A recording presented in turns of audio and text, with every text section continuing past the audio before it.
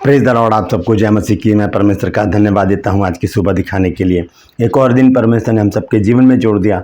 हम परमेश्वर को कोटि कोटि धन्यवाद दें। एक नया संदेश लेकर मैं आपका दोस्त पास्टर राजमसी आपके सम्मुख उपस्थित हूं। और आज का संदेश जो है वो आज्ञाओं से ही रिलेटेड है, क्योंकि आजकल हम आज्ञाओं के रहस्य के बारे में जान रहे हैं। एक बहुत बड़ी आज्ञा है बाइबल में, जिसके विषय में कहा जाता है कि अगर उस आज्ञा का पालन हमने कर लिया तो परमेश्वर की ओर से 5 बड़ी आशीषें हमको मिलेंगी।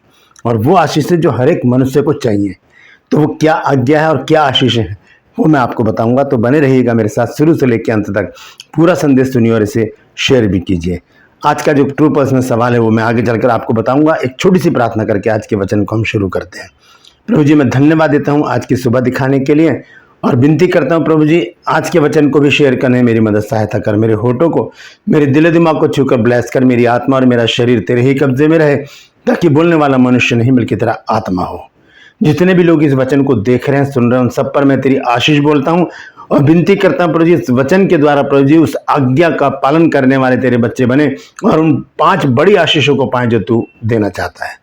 हर एक घर से लड़ाई झगड़े, तफरके, मनमुटाव, भांजपन प्रभु जी, नशा, बेरोजगारी, कर्जे, बीमारियां दूर कर दे प्रभु। धन्यवाद देता हूं प्रभु, तूने मेरी प्रार्थना को सुन लिया। प्रभु यीशु के नाम से मांगते हैं, आमीन। Praise the Lord. तो आइए शुरू करते हैं आज के वचन को। ये जो नंबर है ये प्रेयर वॉरियर्स का है। आप इन्हें कॉल करके अपने लिए प्रार्थना करवा सकते हैं। आप मेरे साथ मेरी मुहिम में भी शामिल हो सकते हैं कि जिद है सच को फैलाने की। तो संदेश जो है वो बहुत महत्वपूर्ण है, बहुत बड़ी आज्ञा है ये, और इस आज्ञा को हम भी इग्नोर भी कर जाते हैं, कई बार पढ़ते हैं और फिर आगे निकल जाते हैं। लेकिन ये बहुत बड़ी आज्ञा है। अगर हम ऐसा करेंगे 5 बड़ी बड़ी आशीषें परमेश्वर की ओर से हमको मिलने वाली हैं। तो आइए हम देखते हैं वो आज्ञा कौन सी है और उसका भेद क्या है, उसका रहस्य क्या है। निर्गमन की पुस्तक 23 अध्याय 25 आयत से पढ़ेंगे। देखें क्या लिखा है। लिखा है, और तुम अपने यहोवा की उपासना करना। ये आज्ञा है, बहुत बड़ी आज्ञा है। और तुम यहोवा परमेश्वर की उपासना करना। उपासना का अर्थ होता है आराधना, प्रार्थना, विनती, याचना, सब कुछ एक साथ, भक्ति के साथ, परमेश्वर के भय के साथ, प्रेम के साथ, किसी के बड़न में नहीं, अपनी इच्छा से परमेश्वर के पास आना और उसकी उपासना करना, उससे प्रार्थना करना, उसके भजन गाना, उसके लिए कीर्तन करते रहना, इसी को उपासना कहते हैं। लेकिन कब, कैसे? अपनी इच्छा से, किसी के कहने पर नहीं, किसी पास्टर के कहने पर नहीं, माता पिता के कहने पर नहीं, किसी बड़े के कहने पर नहीं। ये हमारे अंदर एक जज्बा होना चाहिए कि हमें परमेश्वर से बातचीत करनी है, हमें परमेश्वर से मिलना है। तो लिखा है कि और तुम अपने परमेश्वर यहोवा की उपासना करना। ये एक आज्ञा हमारे पास आ गई। और अगर नहीं करेंगे तो, और अगर करेंगे तो आइए देखते हैं सबसे पहले कि करेंगे तो हमें वो 5 कौन सी आशीष हमको मिलने वाली हैं। तो सबसे पहले देखते हैं, आगे पढ़ेंगे इसको हम। तब वह तेरे अन्न जल पर आशीष देगा। पहली आशीष, अन्न जल। किसको नहीं चाहिए भोजन, किसको नहीं चाहिए खाना पीना, सबको चाहिए, क्योंकि इसी के द्वारा मनुष्य जो है जीवित रहता है। अन्न और जल अगर ना मिले तो आदमी मर जाएगा। तो वो उस पर आशीष, ये नहीं कि थोड़ा सा खा लिया, आधे पेट भर के हमने छोड़ दिया, या हमें मिला ही नहीं, कई दिन हो गए भूखे रह रहे हैं लोग। वो क्यों होता है? क्योंकि हम परमेश्वर की उपासना नहीं करते। जब हम इस आज्ञा का पालन करेंगे कि अपने परमेश्वर यहोवा की उपासना करना, तब वो तेरे अन्न जल पर आशीष देगा। पहली आशीष तो हमें ये मिल जाएगी। दूसरी आशीष क्या है? और तेरे बीच में से रोग दूर करेगा। यहां पर किसी पर्टिकुलर बीमारी का नाम नहीं लिखा है कि वो बुखार को दूर कर देगा, खांसी जुकाम को दूर कर देगा, कैंसर को दूर कर देगा, एड्स को दूर कर देगा, पैरालाइज को दूर कर देगा। नहीं, ऐसा नहीं लिखा। यहां लिखा है रोग को दूर करता है। देखिए, जब हमें बुखार होता है तो हम किसी आरएमपी डॉक्टर के पास जाते हैं, बुखार की गोली लेते हैं, या केमिस्ट से लेते हैं, एक पैरासीटामोल लेकर हम बुखार को उतार लेते हैं। जब हमारे शरीर में दर्द होता है तो हम हड्डियों के डॉक्टर के पास जाते हैं। दांत में दर्द होता है तो दांतों के डॉक्टर के पास जाते हैं। आंखों में प्रॉब्लम होती है तो आंखों की, यानी कि हर एक रोग का एक डॉक्टर स्पेशलिस्ट होता है। लेकिन एक डॉक्टर ऐसा है जो सभी रोगों का स्पेशलिस्ट है, वो कौन है ये देखेंगे, उसके बाद वापस आएंगे निर्गमन में। हम देखते हैं यशायाह नबी की पुस्तक 53 अध्याय और उसके पहले पद से पढ़ेंगे। यहां पर क्या लिखा है, जो समाचार हमें दिया गया उसका किसने विश्वास किया और यहोवा का भुजबल किस पर प्रकट हुआ, क्योंकि वह उसके सामने अंकुर की नाई और ऐसी जड़ के समान उगा जो निर्जल भूमि में फूट निकले। उसकी ना तो कुछ सुंदरता थी कि हम उसको देखते और ना उसका रूप ही हमें ऐसा दिखाई पड़ता था कि हम उसे चाहते। ये किसके बारे में लिखा है, ये यीशु मसीह के बारे में भविष्यवाणी हुई है। पूरा यशायाह 53 पढ़िए, सारी बातें यीशु मसीह के बारे में। तीसरे पद में लिखा है, मैं तुच्छ जाना जाता और मनुष्यों का त्यागा हुआ था, वह दुखी पुरुष था, रोग से उसकी जान पहचान थी। रोग से यानी कि बीमारियों से यीशु मसीह की जान पहचान है।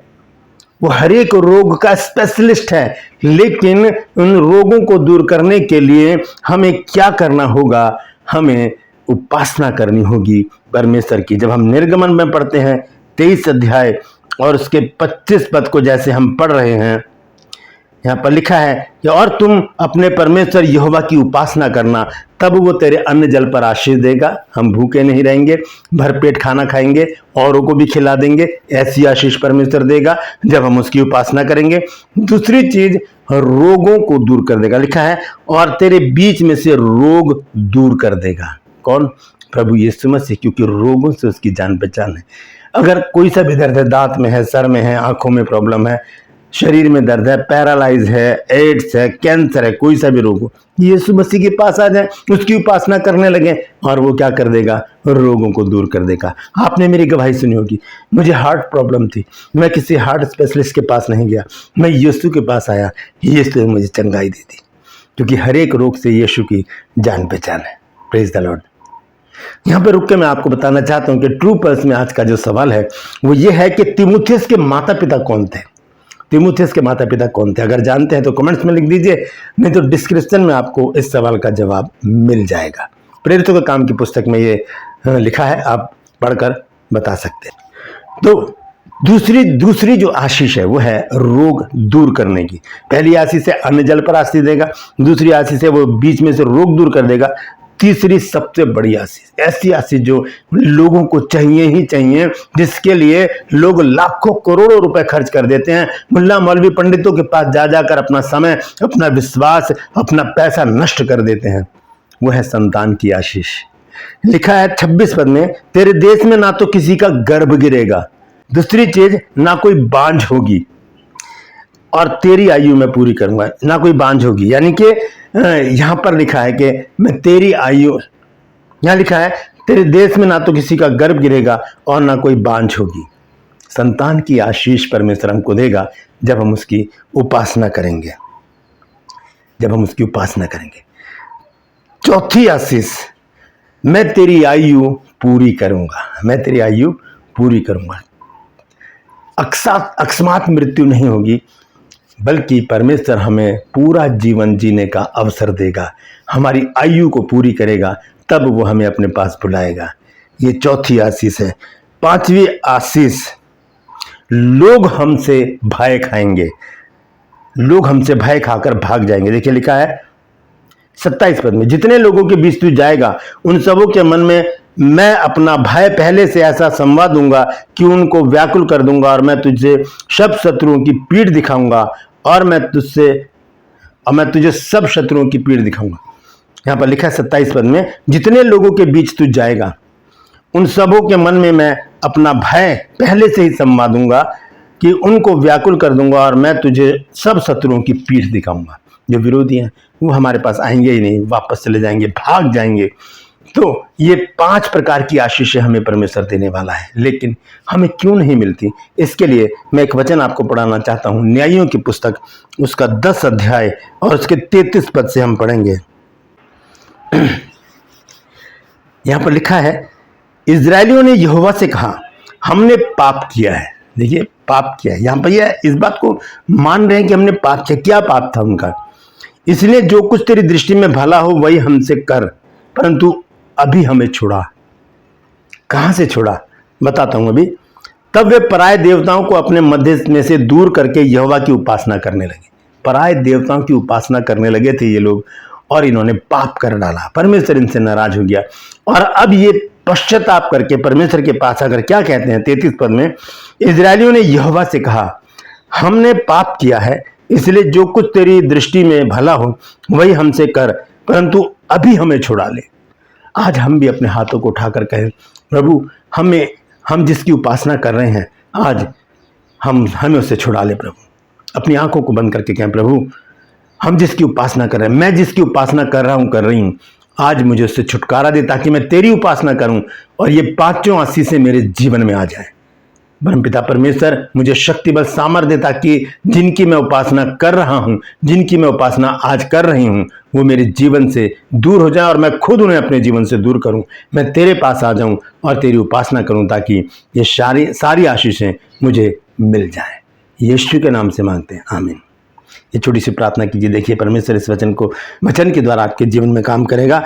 34 आयत में लिखा है, तब वे पराये देवताओं को अपने मध्य में से दूर करके यहोवा की उपासना करने लगे और वह इजरायलियों को के कष्ट के कारण खेदित हुआ। जो दुख उन्हें पराये देवताओं की उपासना करने से मिल रहे थे, परमेश्वर ने जब देखा कि ये मेरी उपासना करने लगे, परमेश्वर पछताया, दुखी हुआ परमेश्वर, उन्हें आशीषित किया। कौन है ये जिनकी उपासना जिन्होंने इनको कष्ट दिया? आइए थोड़ा ऊपर से देखेंगे। 29 आयत में लिखा है, यहोवा ने इजरायलियों से कहा, न्यायियों 10 अध्याय 29 आयत, यहोवा ने इजरायलियों से कहा, क्या मैंने तुमको मिस्रियों, एमोरियों, अमोनियों और पलिस्तियों के हाथ से ना छुड़ाया? आज भी परमेश्वर हमें इन जिनकी हम उपासना करते हैं इनसे छुड़ाने की शक्ति रखता है। यहाँ पर तो नाम लिखे हैं कि मिस्रियों, एमोरियों, अमोनियों और पलिस्तियों के हाथ से छुड़ाया। आज ऐसे ही लोगों के ऐसे ही बंधनों में हम बंधे हुए हैं। ये मिस्री हैं, ये एमोरी हैं, ये अमोनी हैं, पलिस्ती हैं, लेकिन आज हमारे जीवन में ये लोग तो नहीं है, लेकिन बहुत सारी चीज़ें ऐसी हैं जिनकी हम उपासना करते हैं। हम झूठ की, घमंड की, क्रोध की उपासना करते हैं, हम व्यभिचार की उपासना करते हैं, हम लड़ाई झगड़ों की, तफरकों की, मनमुटाव की उपासना करते हैं। हमारे अंदर वो बातें होती हैं जो परमेश्वर को पसंद नहीं। हम अपने फ़ोन की उपासना करते हैं, हम अपने रिश्तेदारों की उपासना करते हैं, लोगों की, मनुष्यों की उपासना करते हैं, बनस्पति इसके कि हम परमेश्वर की उपासना करें। जब हम परमेश्वर की उपासना करेंगे तभी तो हमें आशीष मिलेगी। हम इनकी उपासना करेंगे, संसारिक लोगों की उपासना करेंगे, संसारिक चीज़ों की, संसारिक बातों की उपासना करेंगे तो हमें कुछ भी मिलने वाला नहीं है। हमें उपासना परमेश्वर की करनी है ताकि वो हमें आशीषित करे। ये 5 प्रकार की आशीषें परमेश्वर हमको दे। वो हमारे अन्न जल पर आशीष देगा और हमारे बीच में से रोग को दूर करेगा, हमें संतान की आशीष देगा और हमारी आयु को पूरी करेगा, और जो हमारे शत्रु हैं उनकी पीठ परमेश्वर हमको दिखाएगा। Praise the Lord. परमेश्वर इन वचनों के द्वारा हम सबको आशीष दे। यदि आज आपने कुछ नया सीखा है तो कमेंट्स में लिख दीजिएगा और इस वचन को शेयर कीजिए ताकि और भी लोग इन बातों को जान सकें। ट्रू पल्स में आज का सवाल है कि तीमुथियुस के माता पिता कौन थे? अगर जानते हैं तो कमेंट्स में लिख दीजिए, अगर नहीं जानते तो डिस्क्रिप्शन में आपको इस सवाल का जवाब मिल जाएगा। इस नंबर पर कॉल करके आप अपने लिए प्रार्थना करवा सकते हैं और आप मेरे साथ मेरी मुहिम में भी शामिल हो सकते हैं कि जिद है सच को फैलाने की, इन वचनों को शेयर करके। Praise the Lord. आज के लिए बस इतना ही, फिर मिलूंगा एक नए संदेश के साथ, एक नया वीडियो लेकर। तब तक के लिए मुझे इजाज़त दीजिए, लेकिन अपना और अपनों का ख्याल रखिए और परमेश्वर की उपासना कीजिए ताकि ये 5 आशीषें आपके पास परमेश्वर तुरंत भेज दे। परमेश्वर आप सबको आशीष दे।